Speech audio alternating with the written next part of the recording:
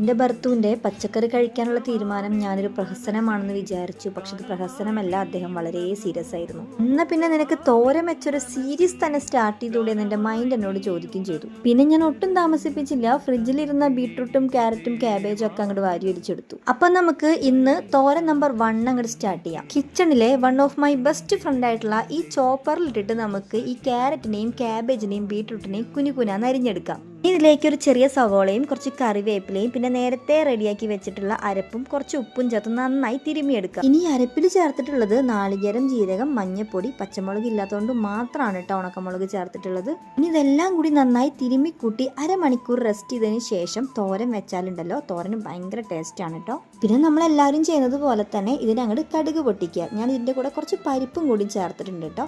എന്നിട്ട് നന്നായി വേവാവുന്നത് വരെ ഇളക്കിയും അടച്ചും വെച്ച് വേവിച്ചെടുക്കുക. തോരൻ നമ്പർ 1 ഇവിടെ റെഡി ആയിട്ടുണ്ട് കേട്ടോ. ഇത് ഭയങ്കര ഹെൽത്തി ആണ്.